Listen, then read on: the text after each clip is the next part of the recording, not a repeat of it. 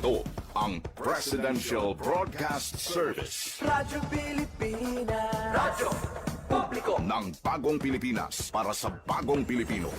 Naghahatid ng mahahalagang balita at impormasyon na guugnay ng pamahalaan sa sambayanan.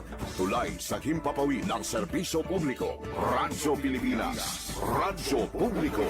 Ang boses ng Pangulo. Sa Iloilo, Radyo Pilipinas. 585 AM. Philippine Standard Time, alas 2:12 sa hapon. Mga labing ulihing nga hitabo, hibaluon, mga hangkat at tubangon, mga bagay nga importante, aton ginahalungan, aton ginabantayan. Ululupod kita sa Bantay Banwa, Bantay Banwa, ang programa nga magatulong sa inyo sang labing ulihing nga balita, mga panugyan o kampanya para sa kayuhan sang tanan. Ikaw, ako, kita, Bantay Banwa.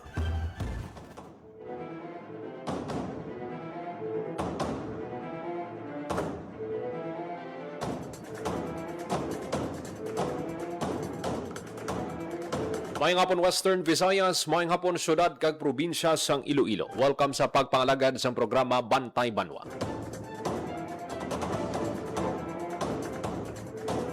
Mga kabyanan, Webes ng edisyon kita Hunyo 11, tuig 2026. Programa nga magadulong sa inyo sa labing uling nga balita, mga panugyan kag kampanya para sa kayuhan sang tanan. Inang inyo alagad kag anchorman Joseph Paul Noblesa Tarosa. Ululupod kita sa buong hapon diri sa Radyo Pilipinas Iloilo. Mga kabyanan, padayon kita nga nagatutok no sa sining insidente sang duha ka student athlete napatay bangod nga nalumos ini sila sa bahin sang Aurora. Ang latest update naton mga kabyanan, ang Department of Labor and Employment Secretary Francis Tolentino nag-issue na sang sabpina kay Ateneo Blue Eagles coach Tab Baldwin.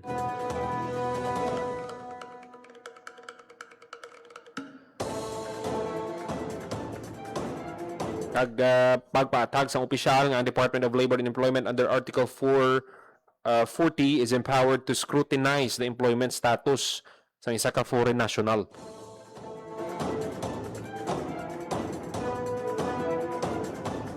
Tatlo na kaadlaw malin sang natabong insidente, way kita sang dinahom-dahom kundiin ining coach sang Ateneo Blue Eagles.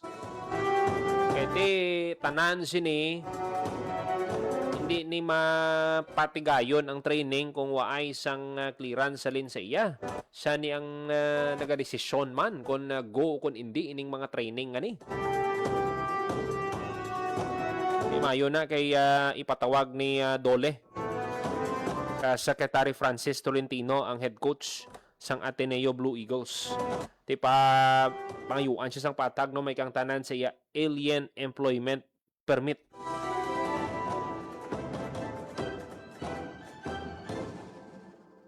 Kung nadumduman sang aton nga mga tagpalamati sang COVID pandemic, nabutang man sa kontrobersiya ang men's basketball team naman yung mga kabyanan sang University of Santo Tomas. Ang head coach nila, kung madumduman sang aton mga tagpalamati, si Coach Aldin Ayo. Iti nagpa-training siya ngati ang hindi pwede ang mga training sa to mga pandemic pa, may mga modified community quarantine pa to, may mga restrictions pa. Nag-resign to dayon si Coach Aldin Ayo. Kung nadumduman ninyo ara dito no sa lineup sa Mark Nonoy, ang player man sang Wasyong, sila CJ Cancino. Aling kay nag-silo sa Lasal si Nonoy, tapos si CJ sa University of the Philippines after sang natabo. Gano ayhan ang mangin kapalaran sini sang Ateneo de Manila University. Kay damo gid ang nagapamangkot, ano gid balang natabo. May mga videos na gani nga nagagilinuwa ngati may may nagapahigad sang lawas ni Rene Baterbonia.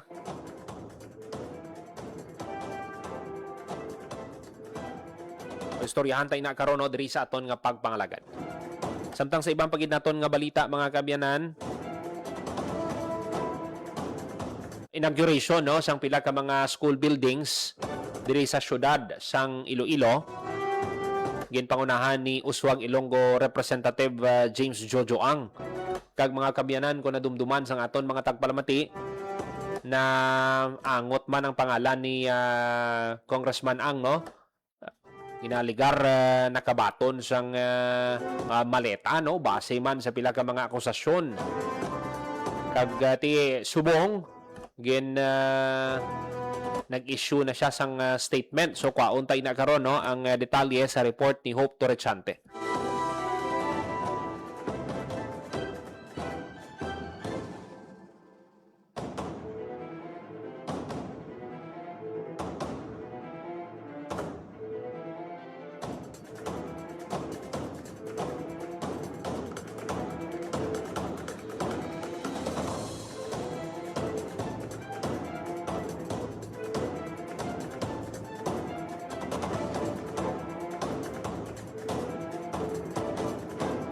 Kabinan, buwas Independence Day celebration. Kaunta ang detalye, no, sa preparasyon sang banwa sang Santa Barbara. Sa report ni Janelle Baclay. Radyo Pilipinas, report. Nel?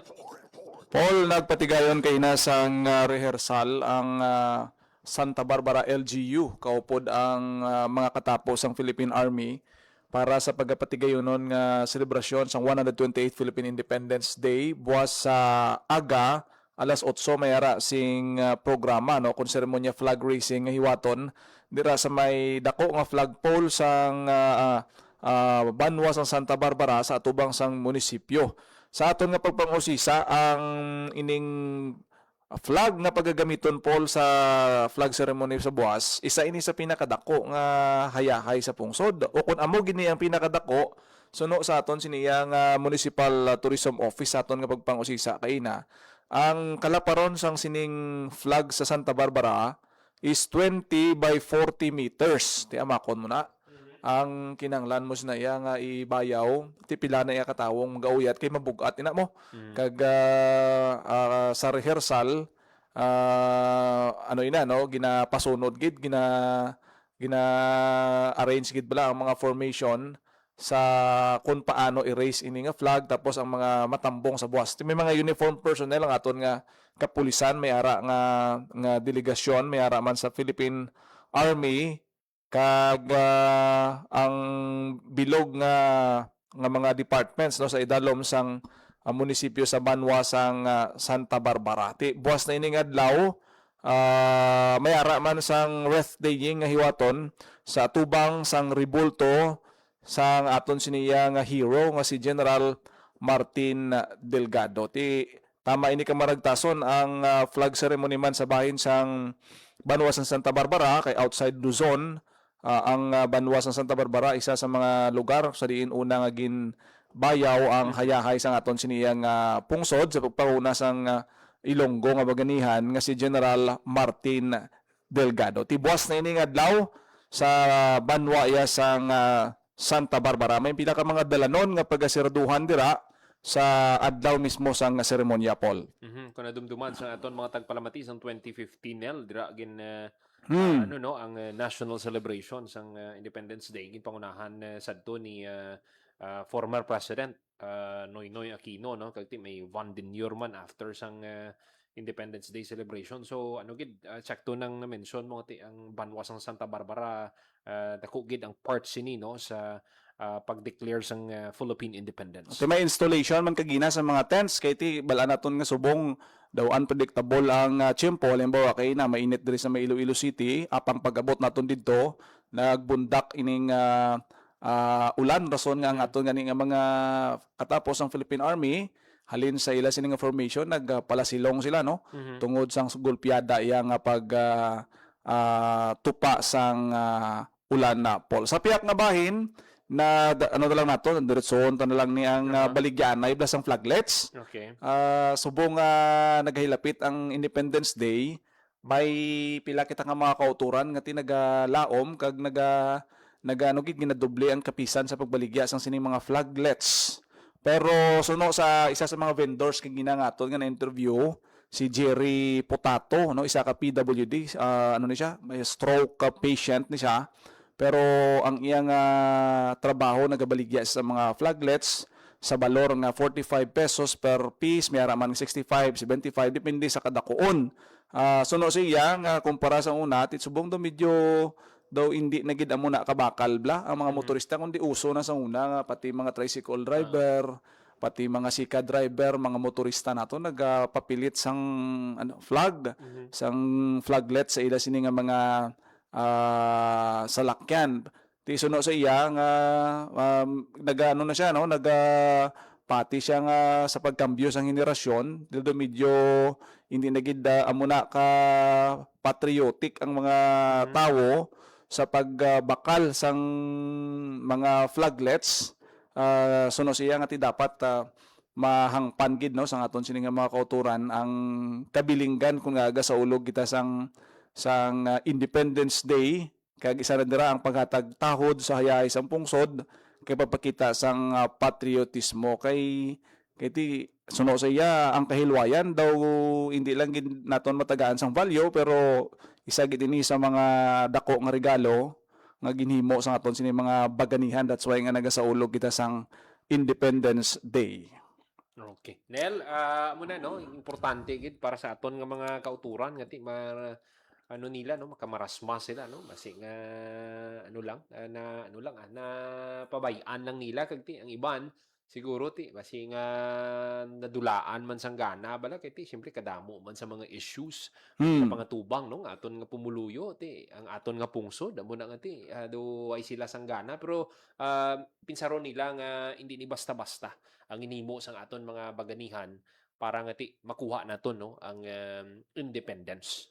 Amo ni betulon naton nga report may kang tanan sa mga preparasyon sa nagahilapit nga pagsaulog sang 128th Philippine Independence Day buwas yang adlaw. Para sa Bagong Pilipinas, Janelle Baclay, Radyo Pilipinas, Radyo Publiko. Madamo ka salamat, Janelle Baclay.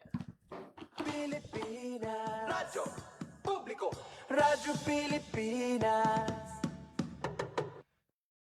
24 minutos magaligat sa takna ang alas 2 sa hapon. Magatag lang ita sa pila ka mga pahanumdo. Magabalik lang ang programa Bantay Banwa.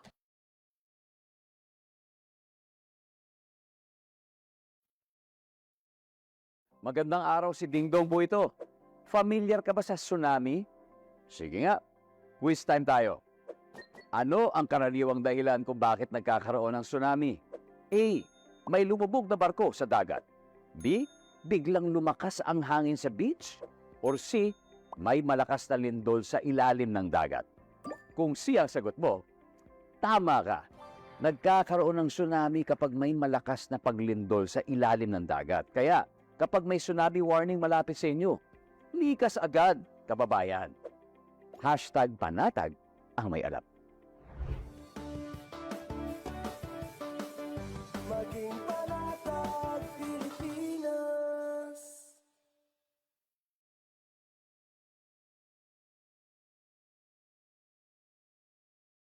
Mabilis ang trivia, dagdag talino. Heto na ang Dagling Kaalaman. Narinig niyo na ba ang PhilAtom Law? Sa harap ng tumataas na presyo ng kuryente at pangailangang bawasan ang carbon emissions ng bansa, muling binuksan ng Pilipinas ang usapin ng nuclear energy. Mula sa matagal nang nakatiwangwang na Bataan Nuclear Power Plant, ngayon ay pinag-aaralan ng pamahalaan ang posibilidad ng modernong teknolohiya para sa ligtas at malinis na enerhiya. Ang PhilAtom Law na opisyal na tinatawag na Philippine National Nuclear Energy Safety Act ay nilagdaan bilang batas noong September 28, 2025 ni Pangulong Ferdinand Marcos Jr. Sa bisa ng batas na ito, nilikha ang Philippine Atomic Energy Regulatory Authority o PhilAtom. upang mga siwa sa ligtas at mapayapang paggamit ng nuclear energy sa Pilipinas. Kaunting kaalaman na malaking dagdag talino. Abangan muli ang susunod na Dagling Kaalaman. Time to celebrate kulturang Pinoy. Tradisyon, musika, sining, literatura at iba pa. Anything and everything fun and Filipino. Ito ang Pinoy Kultura. Kilala mo ba ang The Rockefellers? Ang pinakaunang Pinoy musical act to land a spot in a prestigious US music chart. The Rockefellers is composed of 4 brothers, Antonio, Junior, Eddie, and Albert, and their father, their pops, Moro Maligmat. Pasok sa number 16 ng Billboard Hot 100 ang kanilang kantang Killer Joe. That was in 1963. Halos 5 dekada pa ang lilipas for a solo Filipino act to surpass this feat.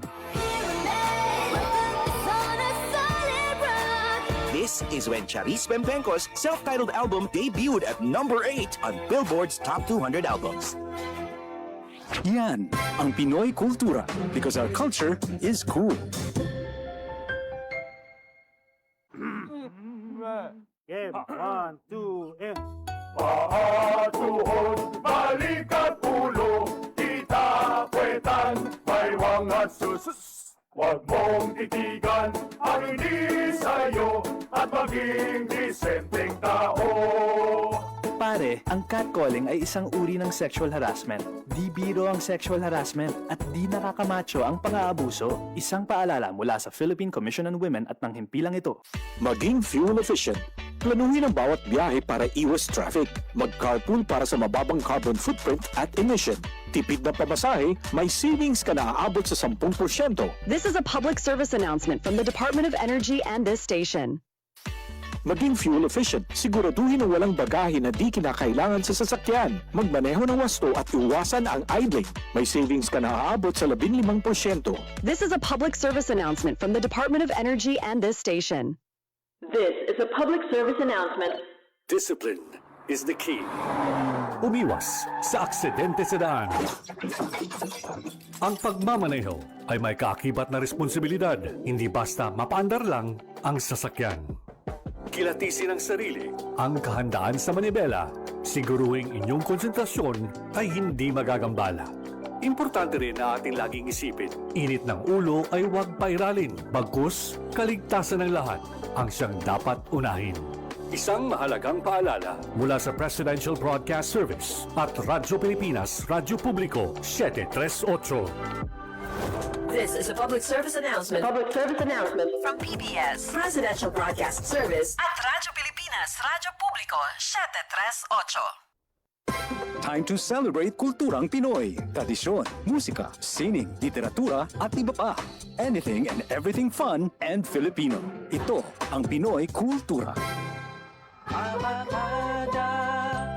Ang abacada, sounds that make up Tagalog words, pagbigkas at pagsulat ng mga titik o letra sa Tagalog, the basis for our national language. Steam It, Panahon TV, Tagalog Lang, Metro Scene, and Wiki dig into its evolution. Records start with the baybayin, the alphabet used by the early Filipinos in the 1600s. From the Tagalog root word baybay, meaning to spell, baybayin was apparently derived and influenced by Indic and Javanese scripts. There was also the alibata. Paul Rodriguez Versosa named that in 1914. Was based on the Arabic alphabet from the Maguindanao Moros, but was modified when the Spanish came. The Spanish introduced the Latin and Spanish alphabet called abecedario, the original alphabet of the Catholicized Filipinos. You could say the Romanized version of baybayin. Then the Americans came and introduced the English language and its 26-letter alphabet. Because there was fear of losing the abecedario, the government ordered the adoption of a Tagalog-based national language. They also wanted a dictionary and grammar book. That's where writer and former Senator Lope K. Santos comes in. In 1939, he developed ang Balarila ng Wikang Pambansa. Abacada became the national alphabet from 1940 to 1976. Noong 1976, ang Department of Education, Culture, and Sports ay nag-issue ng revised alphabet. Dinagdag ang mga letrang C, CH, F, J, L, N, Q, R, V, X, at Z. They called it Enriched Alphabet or Pinagyamang Alpabeto. More tweaks follow, and in 1987, the Filipino alphabet was published yet again with 28 letters. What you'd recognize is our modern alphabet. 26 letters from the Latin alphabet and the Spanish N or Enye and NG or none.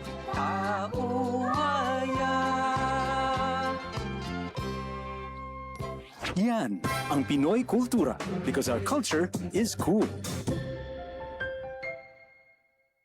Maging fuel efficient so regular na preventive maintenance, malinis na air filter, fuel injectors at engine oil, may savings ka na aabot sa 2%. This is a public service announcement from the Department of Energy and this station. Sana'y tiyakin ng mga magulang kong maipanganak akong malusog. Kumain si nanay ng may sustansyang vitamin A panlaban sa impeksyon. Para din sa mata, balat, bumbunan at mga buto. Ayon, pampabuhay ng dugo at muscles. Ayodin, pang-iwas sa komplikasyon at pagiging abnormal. Importante din ang check-up kay doktor. Kasi healthy nanay, ganda buhay.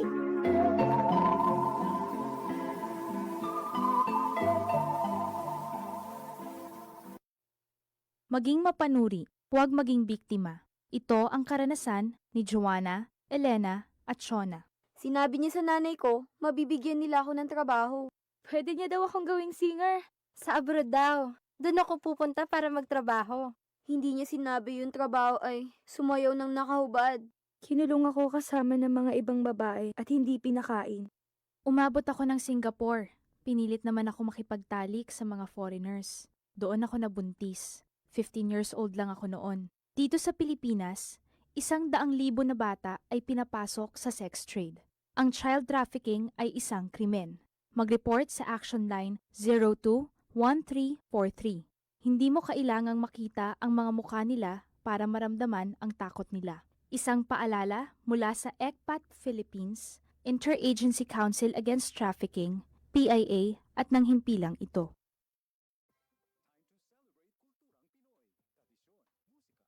33 minutos magaligad sa takna ng alas 2 sa hapon. Parahin ka mong nagapamati diri sa gyapon sa programa Bantay Banwa. This time magakuha kita sang report mga kabyanan. Timely gid no ini nga balita kay may mga dugang nga school buildings nga gin inagurahan diri sa syudad sang Iloilo. Gin pangunahan ni Uswag Ilonggo Representative James Jojo Ang. Pauntang detalye sa report ni Hope Torrechante. Radyo Pilipinas. Radyo Pilipinas. Report. Hope, mayong hapon. Hapon, Paul, ginalauman no nga mas maging komportable ang pagtuon sa mga estudyante sa syudad sang Iloilo, partikular no sa pila ka mga distrito sa pagbukas no sang bag-o nga school building. Very timely kay Lunes lang gid no ginsuguda ng school year 2026-2027. And isa sa mga nangin recipient sang bag-o nga school building ining San Isidro Elementary School sa distrito sang Haro. Paul, by the way no, isa ka school building ang natigayon no nga mapatindog kada distrito. So sa bahin sang Haro District sa San Isidro Elementary School no ginpatindog ining school building nga may 3 ka panalgan kag may 6 ka classroom no sa sulod sa nasambit nga building. And aside no sa San Isidro Elementary School gin-inagurahan man ang school building sa Iloilo Central School no dira sa may malapit sa University of San Agustin kag St. Paul University. And ang isa nga inagurahan karon ang Fort San Pedro National High School nga school building. Ang sa bahin sang San Isidro Elementary School kag Iloilo Central School may balor ini no nga 23.5 million pesos nga pondo para sa pagpatindog sang again 3-story 3 ka panalgan nga may 6 ka classrooms nga dako gid mabulig, Paul no kaya suno gani kay Congressman James Jojo Ang Jr. ang representative, no, Ilonggo Party List, Uswag Ilonggo Party List representative nga nagpanguna sa inaugurasyon nga sabat ini sa kakulangan o kon shortage sang classrooms sa syudad sang Iloilo kay antes ginpatindog ang ini nga mga school building sa ila ginhiwat nga mga sinapol na diskubrihan no nga madamo pa sang nagkakulang or shortage no sang classrooms diri sa syudad sang Iloilo. So kay growing man ang numbers no sang mga estudyante sa kada komunidad. So nalipay siya nga finally na inagurahan na ang 3-story buildings no. Una sa San Isidro Elementary School, isa no sa Iloilo Central School, and karon sa hapon sa Fort San Pedro National High School. Sa Fort San Pedro National High School, by the way, Paul, no, more than 23 to yan, no, ara dira sa 31 million pesos yang pondo para sa Fort San Pedro National High School school building, kag may 4 ini siya kapanalgan, kag 8 ka classrooms. Medyo taas or medyo damo ang pondo. It's because nga nadugangan kay tinagdaog sila sa 2025 nga Dinagyang Festival. So ginpasalig abi ato no nga tagaan sang school building ang Fort San Pedro National High School. So amo malang na ang rason ko no so no, kay Congressman James Jojo Ang, and sang nagligad ginpahayag man niya nga ang groundbreaking ginhiwat sa Iloilo National High School. Dako man ang pondo didto because it's a provincial school, Paul, no, kag madamo gid ang populasyon sa nasambit nga bulutuan, Paul. Nami gid kiti naga-join no aton nga mga kabataan, mga eskwelahan sa Dinagyang, kag ti ang guaranteed price nila sini hindi lang cash price no kundi may project pa nga ginahatag no sa tagsa ka participating school ug participating tribe ngati magamit gid nila no para ngati mag pagid no mangin conducive for learning ang eskwelahan. Yes. Kag nakita nato ng school building, Paula, safe ini para sa aton nga mga estudyante o kon learners, kaya nakita naton especially kay 3-story siya no, ginakulbaan ng iban no ang mga parents maybe ga worry no ngara sila sa mataas nga panalgan sang school building.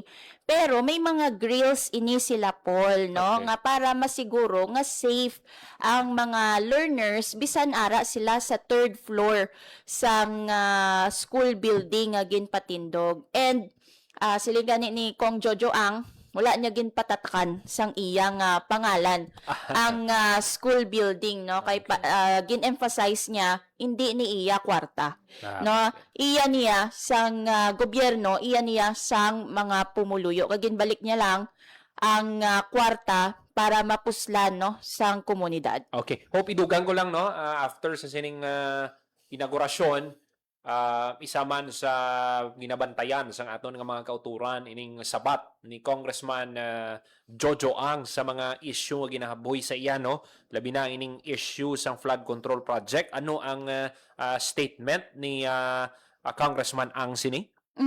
That's right, Paul, no, sa antes no maglakat si Kong Jojo Ang sa last niya nga stop no sa sininga aga sa Iloilo Central School, ginpamangkot sa mga katapos ang media ang mamalidha kung ano bala ang iya mangintikang magapasaka bala ini sang kaso sa 18 ka testigo nga ginaaligar siya nakabato no sang maleta nga may unod nga kwarta. Kag pahayag sang congressman wala siya no sang plano nga magpasaka sang kaso batok sa 18 ka alleged ex-bodyguards, no? So, ang iya pahayag, may mga personalidad na abi po, no, nga nakapasaka na sa reklamo. Kung madumduman si Iloilo Lone District Representative Julian Jamjam Baronda, nakapasaka na sang kaso. Si First District Representative Janet Garin, no, nakapasaka naman sang kaso.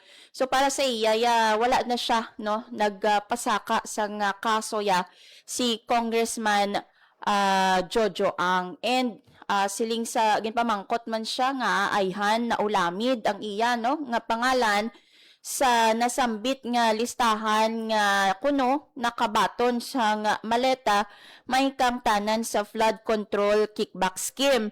Sino sa iya wala man siya, no, nakabalo kung nga na ulamid na mensyonar ang iya nga pangalan. Siling niya gani basi famous lang gid siya no. Okay. Siling niya no, basi sikat lang gid siya.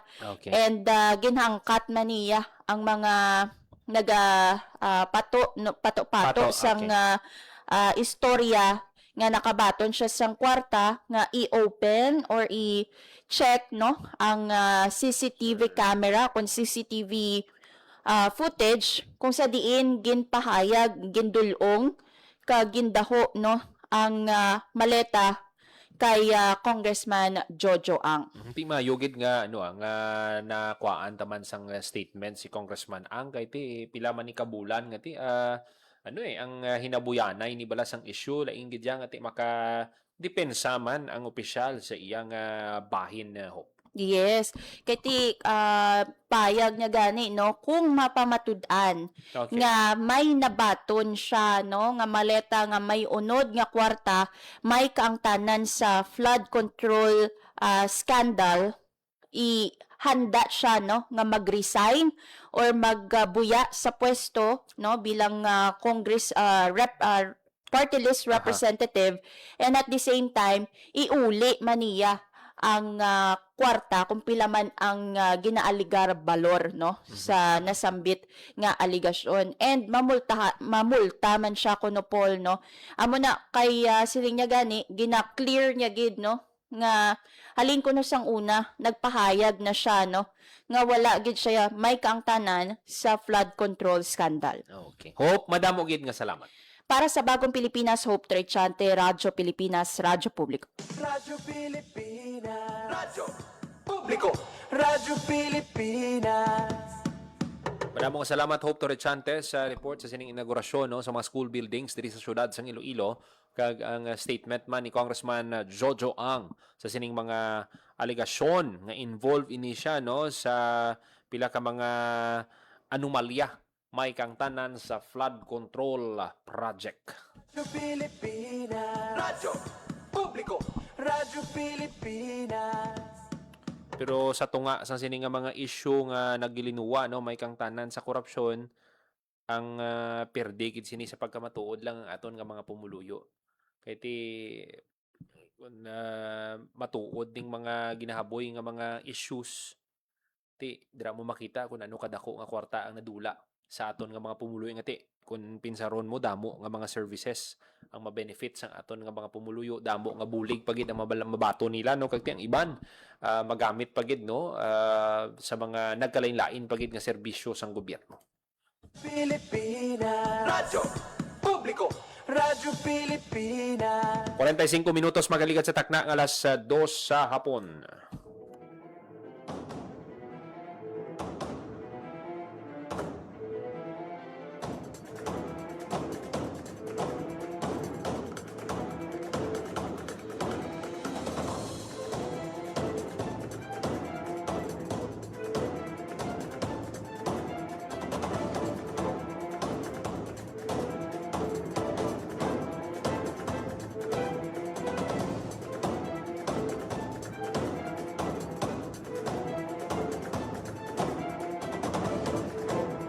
Bakit ba magpupunta sa piyak nga linya ang Regional Director sang Police Regional Office 6, mga kabiyanan, na may kantanan, no, sa ginpatigayon nga command visit sini, no, sa Iloilo City Police Office. Magpupunta sa piyak nga linya Police Brigadier General Randolph Tuanyo. Sir, welcome po sa Radyo Pilipinas. Magandang hapon, sir.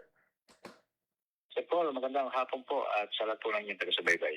Sir, kamusta po yung isinagawang command visit niyo, sir, sa ICPO? Yes, sir.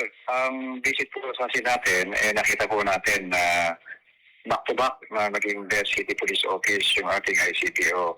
Kaya po binisit natin sila sa kauna-unahan. Actually, Sir Paul, ito yung pinaka-kauna-unahan kung mag-visit po natin. Sapagkat nakita ko po natin kung ano pa ba yung mga dapat i-improve natin para pagdating ng awarding next year, makuha uli natin ng Iloilo City Police Office. Makuha, sir, ng ICPO yung Grand Slam. Tama po yan. Yes, sir. Sir, ano yung mga napag-usapan niyo, sir, sa isinawang command visit with the ICPO Director Colonel Parilla? Opo. Pumili tayo ng buyer at random, Sir Paul, ng 3 station commanders po natin para makita natin yung sampling kung paano nila tinapatakbo yung kanilang mga opisina.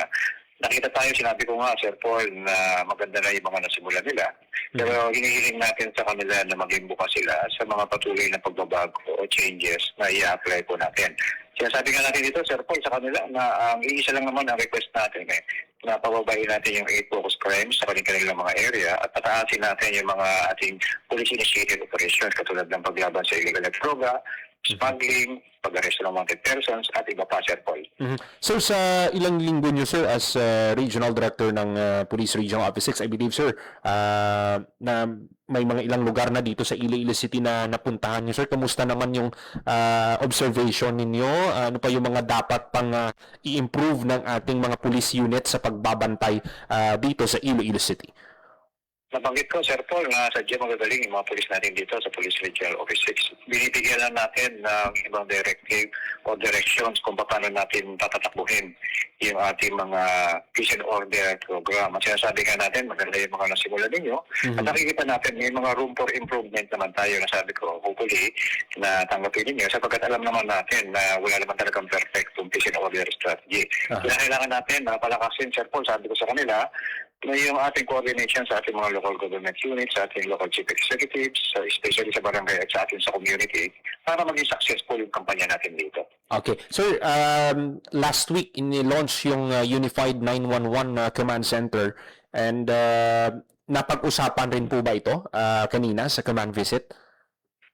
Ito yung inihiling natin sa ating mga commanders na sa lahat ng kanilang pagbaba sa community na paliwanag nila kung ano ba yung kahalagahan ng 911. Sinasabi nga natin, mapalad tayo dahil sa Visayas Region, tayo ang napili ng National Headquarters at ng DILG na ilagay yung satellite office para makita yung pangangailangan ng mga kababayan natin dito sa Region 6. Okay. Lastly, General Tuanyo, sir, ang inyong mensahe nyo na lang po, panawagan sa ating mga kababayan. Apo, hinihiling natin sa mga kababayan natin na bigyan ng pagkakataon ng panunungkulan ng inyong likod para makita po yung pagkakaiba ng direksyon na tinatahak natin. Sinasabi ko nga po na ganda yung magagaling yung mga police natin dito sa Police Regional Office 6. Ang binibigyan na natin ng new flavor, Sir Paul. Yes, sir. Paano natin patatakbuhin yung ating peace and order. At hinihiling natin, sinasabi ko, number 1, police visibility, police visibility, police visibility, dahil nga para maramdaman ng community natin na yung mga datos na sinasabi natin na bumababa, yung patuloy yung ating focus crimes, maramdaman nila na safe yung ating mga kababayan. Kaya kung makikita natin, Sir Paul, na yung mga pulis natin nasa halimbawa nagbabantay sa mga estudyante natin sa eskwela, nakikita nila sa mga streets o corners, yan po ay bahagi ng ating intensified police visibility, Sir Paul. Okay. With this, maraming salamat po, Police Brigadier General Randolph Tuanyo, ang Regional Director ng Police Regional Office 6 sa panahon binigay niyo, sir, sa Radyo Pilipinas, Iloilo. Maraming salamat, Sir Paul. Mabuhay po kayo. Pati ang mga kabiyanan, Police Brigadier General Randolph Tuanyo, ang Regional Director sa Police Regional Office 6.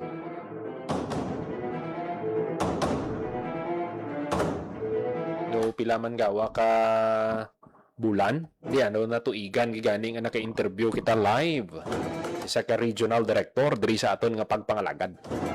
Gina-appreciate gid nato nung oras nga ginhatag ni General Tuanyo sa Radyo Pilipinas. So, sa ginpatigayon nga command visit no ni General Tuanyo sa Iloilo City Police Office, ang ano man siya no, nanamian man siya sa performance ang ICPO, kagti ang isagid nga na nakita no, na notice ni General ang back to back pagdaog sa ICPO bilang best city police kagang goal sang pamunuan sang PRO6 nga makuha sang ICPO ang Grand Slam title. So paano ina?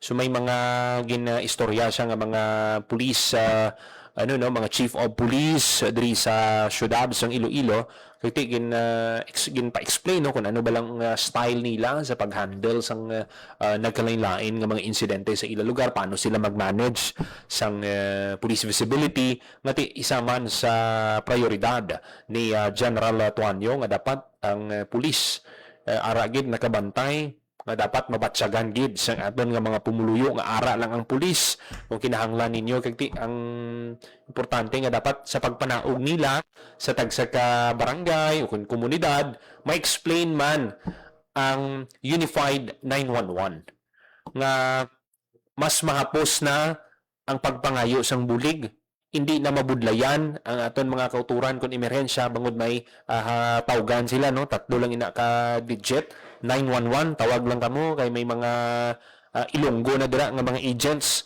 nga magasabat maga-cater sa inyo nga mga concern. Ito isang una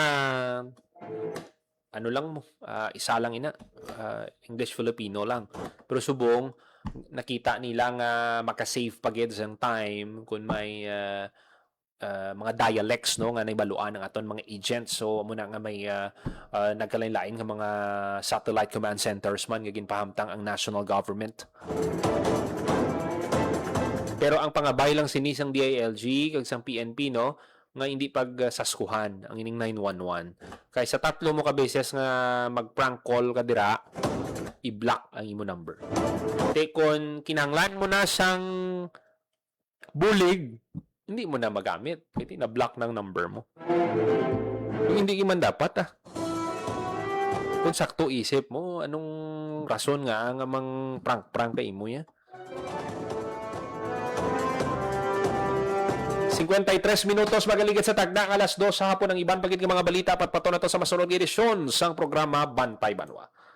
Ginapasalamatan tang aton mga kaugdanan sa technical side, sa studio engineer Roy Louis Caipang, sa transmitter Mr. Jeffrey Betita. Para sa Bagong Pilipinas, Joseph Paul, Noblesa Tarosa, Radyo Pilipinas, Radyo Publiko. Ang inyong tulay sa himpapawid.